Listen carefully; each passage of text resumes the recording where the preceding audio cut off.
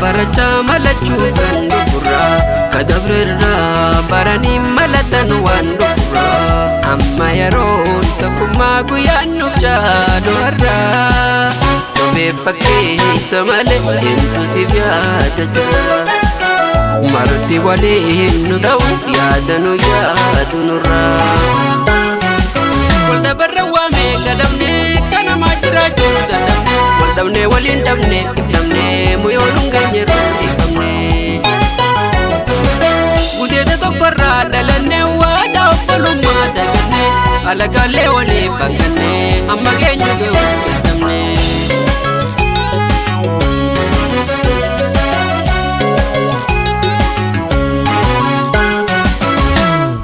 alagabu obsani wali fafsu dadabu nangale mali wango taf jaja walugo abbalu fi umjala banna barba jangabu mana abban gobedir maju namba dakabu kormai fi dagani warmatiya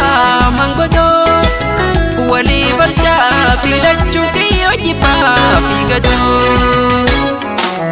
tanaf bahu no de beta bongi dedo ratenye demona marka kufa fisado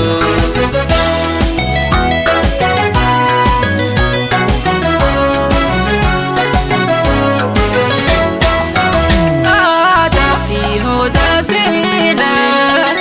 takuma kamna fanto kotbana ayonu takame malirra waldamna era fi seras kanibdanda kamna malargachuf gandaf gosa wal kokona ike bakataka jirtu wajinina fafajane lamu landi sainutina me mantoko jara maaf kita walsam me mantoko jara maaf kita walsam toko dane khayo kalmanga yo kamna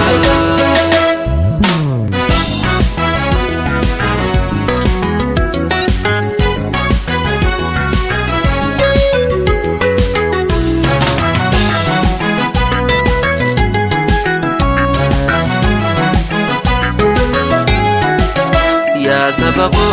oromo kan jirtu bihi amara kadabrira barani malatan wan dufura yaron tokko nu amma guyan nufjalo arra sobe fakke samale entu sivya dasra marti wali nu daw yadanu yadunura dabarwa me kadamne kana majra judamne tangam no wali damne ifamne muyonung genyeru ifamne gadami satoko dalane wada poluma dagane alagale wali fangane anga genyu gayu damne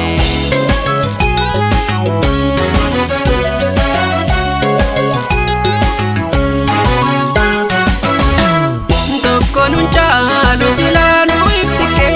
semale ifi walna tenu ma iftifachi sejale balle birahan dirumas ya wali kan male no manjirahan lamu tufatamne kale kumutu bahana tebla la takam ni tako wali nazuram de mali walitana rako Refum firom mamani da digni khenya tako kitina ini hango mayomi ala gafta na irko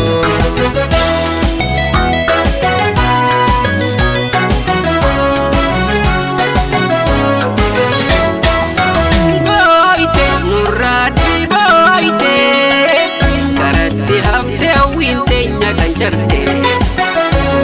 galaana laanu galchinu uumte hayyuu qabnuus jala deemuun nutti ulfaatte walii galuudha bakkuyyaan nu fagaate hundee oromichaa yaa jalaaloota tokko taalakkii hadaraa dhaloota tan kutteetti dhiifne ammarraa eegalle tan kutteetti dhiifne ammarraa eegalle qaama fochoo taa'uu qabnaa walii galle qaama fochoo taa'uu qabnaa walii galle qaama fochoo taa'uu qabnaa walii galle qaama fochoo taa'uu.